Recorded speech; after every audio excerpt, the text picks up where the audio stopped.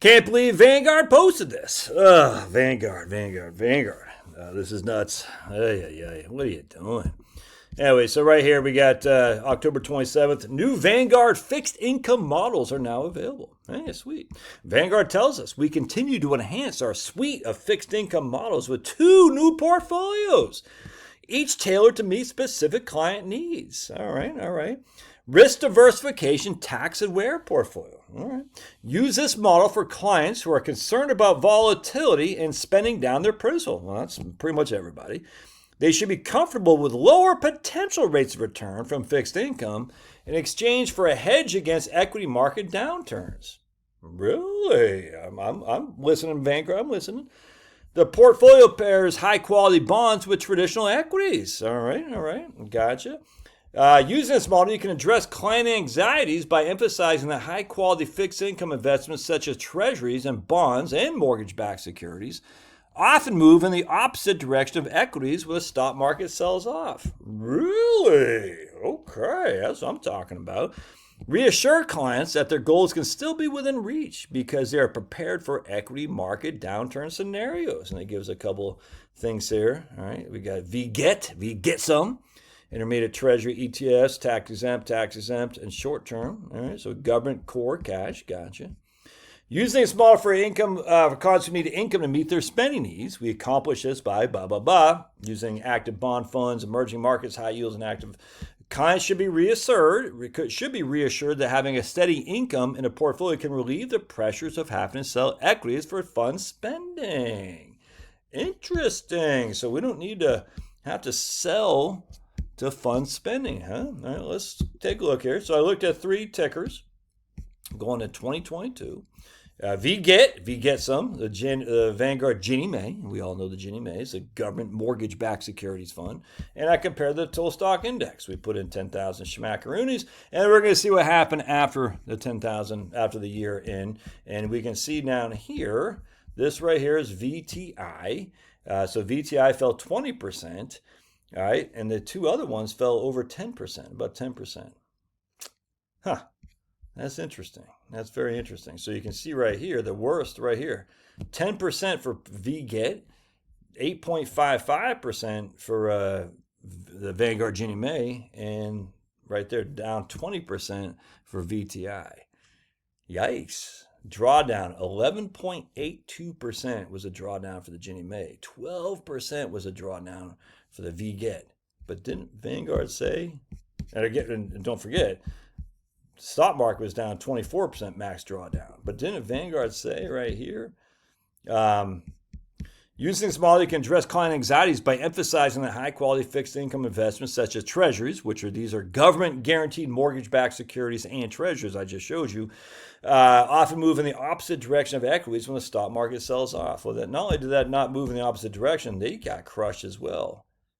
Not good. In fact, a correlation right there, 0.76 to the S&P 500. Crazy. I don't know. Actually, is that the correlation S&P 500? I don't know. But you can see a pretty significant correlation. Not good. Do they correlate to this? I don't know. I don't care. But the high correlation. Anyway, so let's take a look and see what's done since then, shall we? Yes, we shall. We're going to come over here, and we're going to go down here, hit back test, and see what we're looking at here. Oh, VTI is now up to $14,000. The VGET is down to 10. Is up to 10. Is only made over the course of since 20. I want to do 2021. Well, I got 2021 in there. I only want to do 2022. There we go. January 2022. There you go. Okay, end of 2021. So since over this, look at that. So not only has VTI got all his money back, but the 2 bond funds are basically not quite treading water. But look at that. One's at 11,000, one's at 10,000. So the VGET has got a $120 gain over 3 years. Ginnie Mae is up $1,159. So you can see the compounded annual growth rate for VGET is 0.31. For Ginnie Mae is 3.76. And again, I think highly correlated. And look at VTI. So the point being is, at the end of the day, let's just say if we're taking, we'll take $500. I'll just take 5% a year off. We're going to do initial capital, withdraw, fixed amount, and we'll draw $500 adjusted for inflation right there. And we're going to do it annually. And let's see where we are now. And you can see look at V-Get is at $8,300. Ginnie Mae is at $9,500. VTI is at $12,000. And you can see the compounded annual growth rate with the withdrawals, negative 4.71% for V-Get, negative 1.11%. Yeah, that didn't get the job done there, Vanguard did. In fact, look, the max drawdown, 22% for V-Get, where VTI is 25%. Not good, Vanguard, not good. I don't know why you would allow that out there when we have recent histoire that shows us this is just not true. It's just not. Now, you might make an argument. This is the argument I fell for, dude. I fell for this myself. You can go back to 2007 to 2009 and watch what happens. I don't think they got V-Get back then, so we'll use instead of using V-Get, we'll use BND.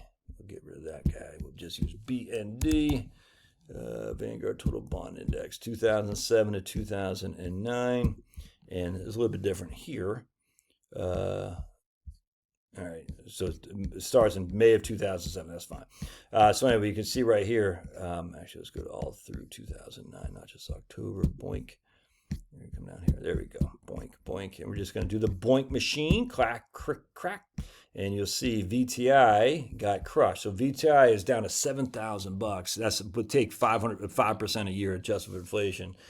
VTI or BND is at 14,000, the total bond index, and Ginnie Mae is at 10,600. So that's definitely a different example there of that time frame. Compounded annual growth rate, max drawdown for Ginnie Mae is only 3%, 3.8. Max drawdown for BND was 8, with max drawdown for VTI is 53%. And that's what we all, at least I shouldn't say we, I know I did. I fell for it because I looked at Ginnie Mae. I said, never had a down year other than 1999, very low. I don't even know if it's down in 1999. And 1994, down very low. And then I just thought Ginnie Mae would survive. No bond fund survived in 2022. I mean, they're still around, but I'm saying they all got smoked. The worst case we've ever seen. Nothing came close. And so Vanguard, using this, especially when you have recent history less than 3 years ago, is crazy to me. I'm sitting there thinking, you're going to try to make the case that bonds give you, stability when we just have 3 years ago experience that it doesn't, Vanguard? That's nuts to me. All right. Love your thoughts. Smash that like button. God bless. We'll see you.